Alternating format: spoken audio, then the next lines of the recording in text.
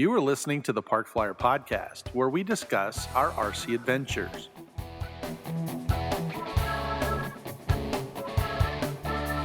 Welcome to the Park Flyer Podcast, where we discuss the ups and downs of the new RC Flyer. Join your hosts, Michael and Jay, as they take flight at the park. Now on with the show. Hey everybody, welcome to the Park Flyer Podcast. I'm Michael from Arizona. With me always is my good friend Jay from the hills of Texas. And we would like to welcome you back to our podcast. We're missing Mike tonight. He's AK Mike is out working.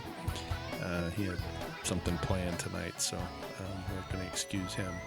But the good news is we are taking responses from our listeners, and Jim reached out to us and had asked us a question about motors. So I think we're going to talk a little bit about gas to electric conversion motors tonight and kind of go over a little bit for him. He had asked us originally, he has I think a SIG Rascal, and Yes. it's like 80 inches, I think. And he uses does he fly glow on that or gas? I think originally he had a glow engine on it. Well, he had a glow engine on it, then he converted it to electric, and he had a 4-cell setup that he was flying on it. So he was flying 4 cells. It seemed to work okay. And then he got the E-Flight A10, and so he was flying EDFs. And so he got a bunch of 6 cells, 5000s. And he kind of wanted to do like AK Mike. He wanted to kind of, get as much bang for his buck. So he was like, well, how many big planes do I have that I can put those 6 cells on and fly that's in my fleet? And so he looked down at the Rascal, which he was just converting over, like I said, from glow to electric with the 4-cell. And it worked okay, but it was still kind of a little anemic. It flew okay. But so he thought, okay, well, I'll just take the 6-cell and just throw it in there because the plane's big enough it can hold it. And so he approached me and he said, "Hey, so can I fly this in there?" And I was like, "Well, yeah, with the setups that's there, you can fly, you can fly the plane." With the 6-cell, with that setup, it'll work. Yeah. But as long as you don't go over a half throttle, you could test it out. But don't, you don't pour the coals to it, or else you'll have a smoking machine. It'll be a smoking plane. So so we, I think we tried the plane out, and I flew it with the 6-cell in it, and with the setup, the plane flew on quarter throttle, right? It took off, flew, did everything. It worked, and Jim was like, "Oh, well, great. I'll just keep it just like that set up, right?" And I go, "I don't think so, because I had a light hand on the throttle. You know what I mean?" And I kind of said to Jim, once again, if something happens and you cob the power, and then you're flying through full throttle or 3/4 throttle on this thing, you're going to burn up the motor. And he's like, "Well, how would I burn up the motor?" And I'm like, "Well, the motor's only rated to 4 cells. Most engines or most motors will tell you what they're rated to: 4-cell, 3-cell, 2-cell, 6-cell, 8-cell, whatever." And like I said, you can fly a higher cell on those planes, but you have to have a real light hand. But I don't recommend it. You're playing with disasters. You're going to burn that thing. Yeah, a quick story. Way back, most of the electric motors have a kV kilovolt associated with them, and for very, very small park flyers, the smaller the prop. Like I had a little F-15. And it was made out of foam. I flew it in just a little park, and it used a 3,000 kV motor, a little Wonder motor. It's like $5 from Hobby City back then. It's Hobby King now. But anyway, it required like a 5.5 prop, and it ran off of maybe a 3-cell battery, I think. Yeah, 2 or 3 cells. It would fly out. It would fly all day long. However, I had a big Delta Wing that flew off of a 3-cell, and it used a much bigger prop. It used a 12-inch prop, not a 5-inch prop. So double the prop size, basically. and then some, about 60% more. Long story short, I put it all together. I grabbed that little motor. I shoved it on the front of it. I wasn't even thinking because my motors were kind of color coordinated. I grabbed the silver one because that's the one that was mostly rated at like 1500 kV. I threw it on there. I went outside. I let loose, and that thing was like a homesick angel. It went skyward, and I went, wow, this thing has got some serious, just about that time, it just left this big puff of white smoke, and that was all she wrote. I remember that. So what happens is that electricity causes heat, right? And as you put heat through the windings start getting hotter, and they will start melting the coating that's on the outside of the windings. Now, when you create an electric motor like what we have, that little 3-phase, and I've wound motors. So you wind the first one, you skip 2, wind the third one, right? Then you skip 2, wind the next one, skip 2, wind the next one. Then you start the second wire and you wind that one next to the other one, and then you skip 2, so that by the time you get around, you have 1, 2, and 3 windings together, then a 1, 2, and 3 windings together. And depending on how many turns you make, depends on the strength of your motor. So all of those wires are sitting really, really close to each other, and they all create an electrical current, which causes the magnets, right? It causes that, the propeller to turn because it's using magnets inside the motor housing. Right. So anyway, if you create too much of a magnetic field by putting a bigger battery on there, you're putting more juice, right? More more milliamps through. So that's going to heat up your motor. It will also heat up your ESC, and either one or the other will start getting too hot, and it will just melt, basically melt. And in my particular case, it was the motor. So when I got the airplane back on the ground, I dead sticked it in. It was no big deal. But once I touched down, I pulled the motor off, and literally all the wires were now one. Right. It pretty much melted them all together. Remember, Mike, when you're going with the KV, the different KVs from the, like you said, that 3000 to the 1500 KV, if you look inside the motor or, inside the housing and look at the wires, they're also different gauges. Right. So that's true. The lower the KV, it's a bigger gauge, right? And you need less of it fatter for wire. a winding, to be wound. And so with that 3000, it's like a hair, or not quite like a hair, but it's very, very thin. And there's a lot of it that's wound in there, and so you're trying to pump all those amps, through that little tiny winding, and it just melts like nobody's business, and fuses and sparks and flames and smoke, and it's a beautiful thing. So, it is a beautiful thing. Well, I think first things first for Jim, if he's going to convert some of his other gas, he needs to figure out how much the aircraft actually weighs. So that's where I would start.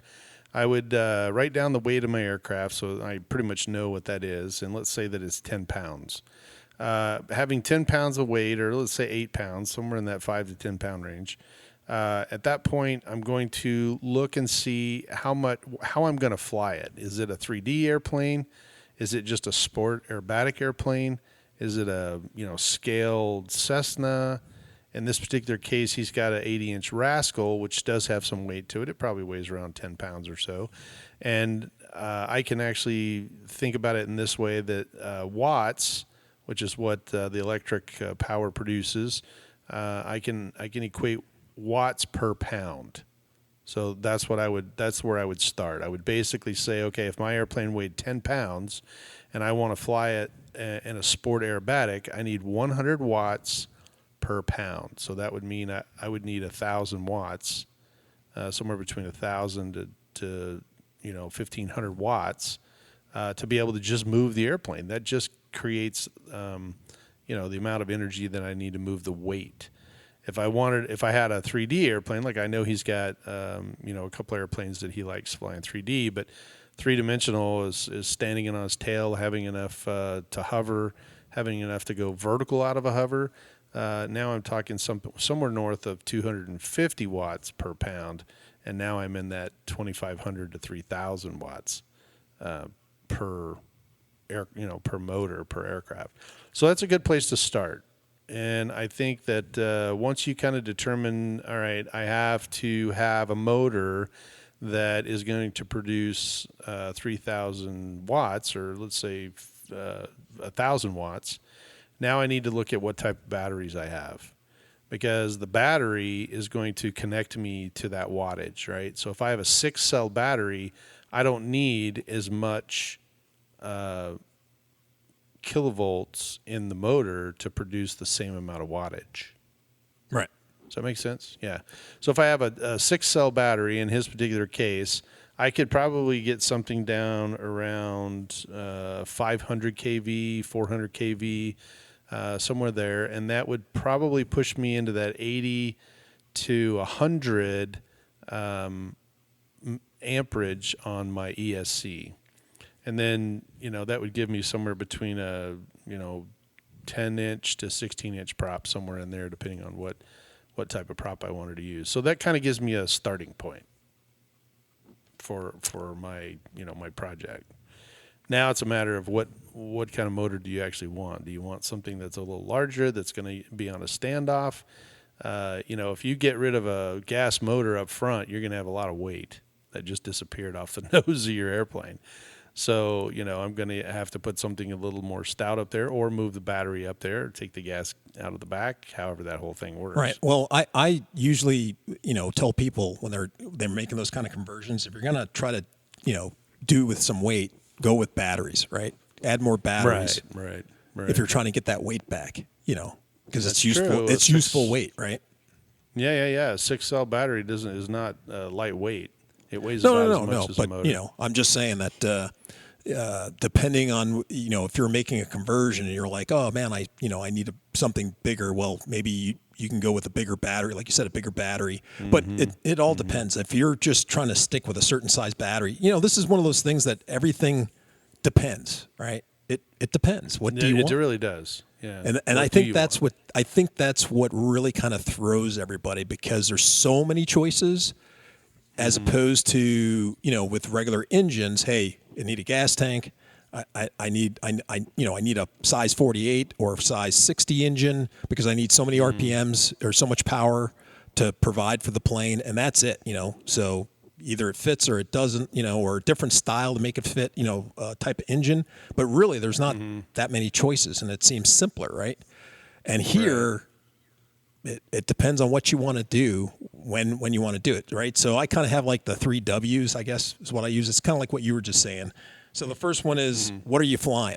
Are you flying a trainer plane, a foamy, how? And also you can kind of go along with that. What are you flying? How are you going to fly it? Are you going to you want to fly it like a scalded ape?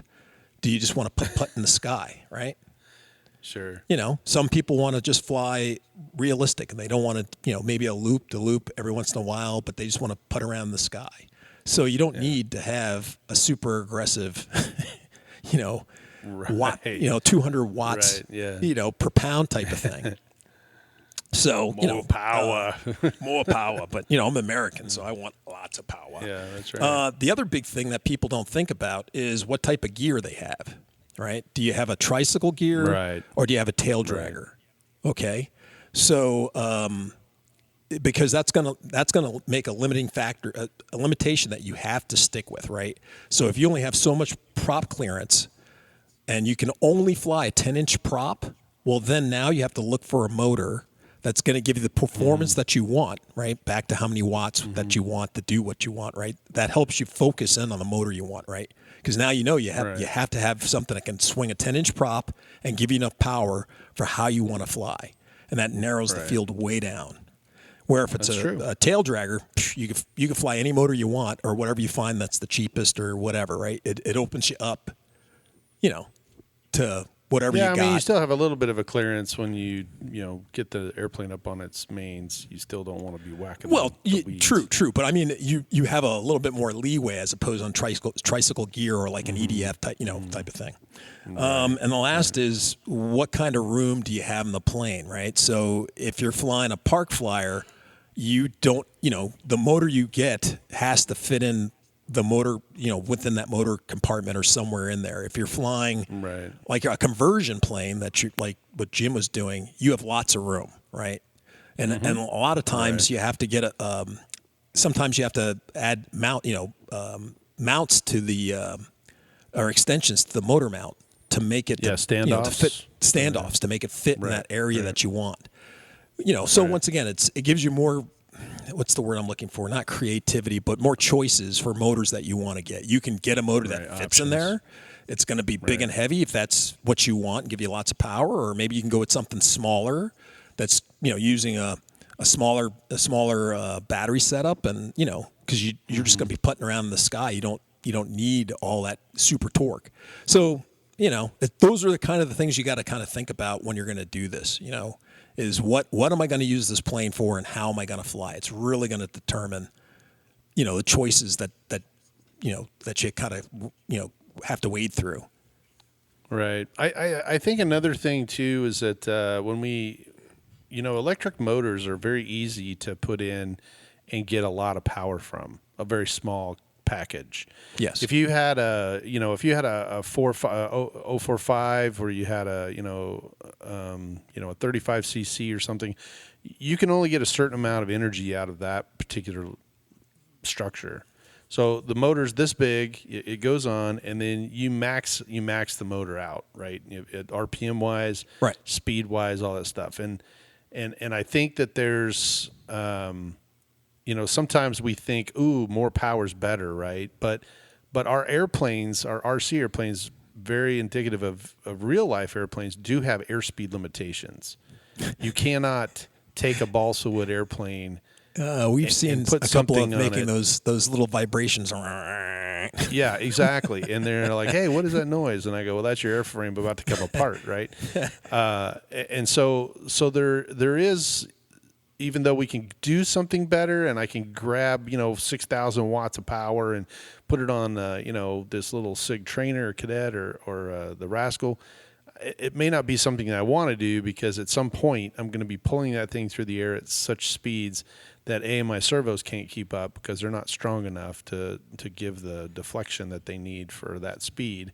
And second, I'm going to get monocoque, vibrating or a resonance inside there that's just going to blow the control surfaces completely off. And I've seen that happen more than once. So, but all of those are good points, and I think they're good starting points. I will tell you that it's always easier when you have larger aircraft, because the size that you have equates out. For instance, there's a company out there that has really good motors, and they break it down into like a 60 cc, 40 cc. Right. Well, E-Flite 35, is really good about that. Yeah, right. And that's what I was talking about, E-Flite. And E-Flite, basically, the 60 cc is equivalent to 6,000 kV. I mean, 6,000 watts. The 40 is 4,000 watts. The 35 is 3,500 watts. So when you think about the size, you can say, oh, I need a 60 size, or a 60 cc airplane. That's 6,000 watts. That's the equivalent. But when you get down below that, when you get to the 1,000 to 2,000 watts, now there's so many other different choices, because the airplane's way different. You could swing a big prop, a small prop, an electric prop, a slow fly prop. So I think back to what we were talking about, on an 80-inch airplane, maybe I'm swinging, a 16-inch prop, and I need a 40 or 30 cc or 3,500. Just depends on what you're doing. So I think those are good starting points. This is a conversation that, we could have all day long, and we only have a limited time. But I think this is good for us to start. I think this will be a 2-part series. Initially we can kind of talk a little bit about it. But the main thing is how much your airplane weigh, what size prop you're looking at, and what size battery you're trying to look at. And then that's going to determine, how many watts we need, and then how much of motor, how big of a motor can I get to produce those watts with that prop and that battery. And there are several different companies out there all over the web. And if you'd like us to send you some, we can, we can post them on our website or our Facebook page. And, just give us a shout at parkflyerpodcast@gmail.com, and we can kind of put you in touch with some of these charts that they have produced, or just search the internet and you can look at it and see, okay, well, this 500 kV motor requires this size ESC, and then it requires this size prop and this size battery. And so you can kind of look at it and say, okay, if I want to produce, 2,200 watts, this is a good combination to start with. Right. And the good news is that almost every airplane manufacturer still in existence today will offer dual electric or gas in their instructions. So I know for a fact off the SIG, off the SIG newer website. Stuff. Yeah. No, even the SIG. If you go back to the SIGs, they'll actually, when you go back, they'll tell you if you want to run this electric, this is the size that you need. And so it'll give you, it kind of gives you that start of, okay, well, if this is the one that, I need for this particular airplane, I know all of the E-flights and all of the, world models and all the different ones that have gas options. They also have electric options as well. So they may have something that, the manufacturer has set up for you to look at. If not, then you can kind of reference one of the charts and kind of start with that. What'd you call it? The 3 Ws? Yeah. Yeah. So those are good ideas. I just think that some people get. I was going to say, I think that some people just get confused because they go and they go, well, I think I need let's say a 30 size motor, and they go and they look one up on Hobby King, and then there's 15 different types, and they're kind of confused. Yeah, well, true. which one of the 30 do I choose? And that's where I think a lot of people, they get confused because one, they don't give all the information that or it's not consistent, the information that they give, right? Like one might tell you how many watts with a certain prop, with a certain battery. And that's great because then you can look at it and go, oh, well, yeah, that's the prop that, that's the size battery I'm using. That seems like that's giving the wattage that I need, right? Because they're actually giving you the watts with that prop. And that's huge, right? And then other ones you just get, it takes 3 cells and it takes a 9/8 prop or whatever, and you're like, okay, Right. So it's at a good price, but is that what I want to get? I mean, is that going to give me the wattage I need? And that's where it gets kind of confusing. And once again, it's good once you kind of crack the code on this, you can kind of figure it out. And that is by looking at at some of the better motors that are really, really expensive. You can use that as a reference. And after you look at 1 or 2 of those motors, you can kind of get an idea. Oh, well, the stator size is this big, and the motor's this thick, and it takes 6 cells, and it's this kV, and if they're swinging a 10-inch prop on it, they get this many watts out of it. Oh, hey, this one's kind of similar. Oh, hey, yeah, they're both about the same size. Hey, look, this other motor that just says the motor on it, is the same size. It's the same, Generic. same kV. Blah blah blah blah blah. Right. Oh well. Right. Yeah, I could fit a 10-inch. Okay, this should give me about the same wattage because it's a very similar motor, through its size, dimension, and the limited information that they give, and that'll kind of help, But yeah, and I another point of confusion I think as well is like when you and I have been doing this for so long. When we talk about a 20, 30, or 40 size motor, we're talking about the can size, right. It's 40 millimeters or 30 millimeters. And then if it's a 30-28, then that's the stator size and the winding size and all that kind of stuff. So there's a lot more numbers that go through it. If I said I needed a 40 size, I don't mean 40 cc. That's a huge motor. A 40 size to me is very small. Like a 400 is what that's basically a yeah. E-Flight So basically, there's 4 motor numbers, is a right? So size. 40 for the width of the can, and then let's say it was 55, and that would be the length of the can. Length, right? Yeah. So it's the width and length. And then there's usually windings behind it. Like there's a 15 turn, 7 turn, 15 turn, 20 turn. Yeah, but we don't that. really need to get that much in the weeds for right now. No, it's just the numbers. Yeah, that's yeah. just the numbers behind it. We can talk about that later, but so yeah, it's a good place to start. I think Jim's got a great question, and we will continue to discuss this. But for him, for the moment, I think it's if he's going to start converting start with those 3 W's, and then hit us up, and we can give him some charts to look at, and that'll kind of give him an idea of where to kind of go down, because this path is huge, right? I mean, people don't understand, but I've got 2 big cases that are just full of motors that have come off of so many different airplanes. Each one of them has a different. I have a 50 size motor that's like half the size of your fist, and I've got little Wonder motors that are about the size of a quarter. I got a couple of motors that are the size of a dime, and they run little park flyers. And they're little pusher jets or whatever. And they're fun. They scream, and they don't fly very fast, but they pump a lot of noise out, and it looks pretty cool. But they don't weigh hardly anything, right? Because that 5 or 4 inch prop is not produced. It's spinning 3,000 miles an hour, but it ain't producing much. Yeah, but compared once again, to my it was on that blue 12-inch size foam, prop. and that stuff was just awesome. Yeah.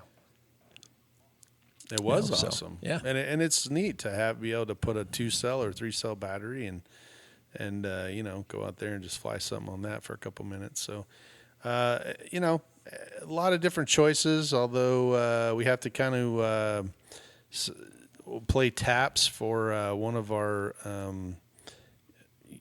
fellow manufacturers out there. I think True Turn has announced that they are going to be pursuing other options, or at least not pursuing the RC aviation world anymore. And that's True right. Turn, Yeah. if you've been in the hobby for a while, you know that they made some incredible aluminum spinners and a couple other items that were very, very cool.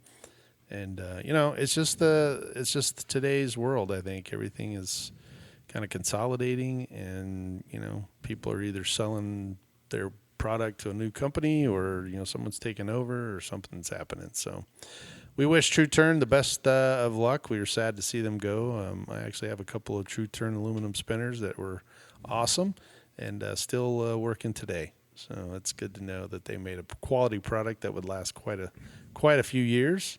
And I actually enjoyed having they were really good looking spinners. I enjoyed having them on the airplanes. They were polished aluminum, and they made my airplanes look really good. So flying west for those guys, we wish you the best of luck in your new ventures. So what else? I think our time is pretty much up. We do have a new kind of a quicker format. It's something that we looked into and decided that maybe a little bit quicker podcast would be good, and we are still trying to solicit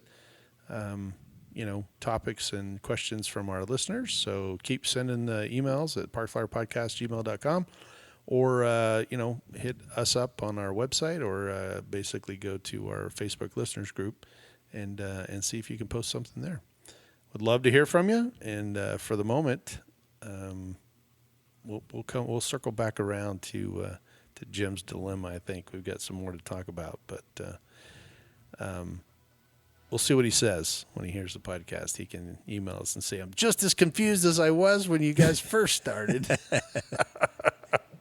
I'm sure he'll have a comment. Maybe we can break it down a little there. I'm sure he will. So, Jim, we're looking forward to your comment. I'm sure you'll. He can actually talk to you face to face, so that's good news too. Yeah. On occasion when you see him. So, well, let's see. That's about it for this week. You're going on vacation, I think, sometime in the next week or two. My youngest daughter is graduating college, so I'm going to her graduation. Congratulations. And grabbing my wing and throwing it in the back, taking it with me. So I'll have something to do. All right. Well, we're looking forward to your antics out there in where's that? South Carolina, right? It's going to be in South Carolina, yeah. So Perfect. be nice. My brother-in-law, who's been on the show before, he's going to be out there. So I figured I'd bring a plane out and we can go fly. And he's bringing his boy, so we'll go out in the field somewhere and do a little flying. Excellent. Well, we're looking forward to hearing how that goes. So, well, for the Park Flyer Podcast, I'm Michael in Arizona.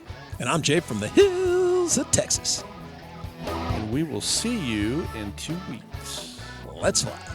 You have been listening to the Park Flyer Podcast. Thank you for joining us, and we look forward to your next visit. Please give our show a star rating and review, and feel free to email us your questions, topics, or suggestions to parkflyerpodcast@gmail.com.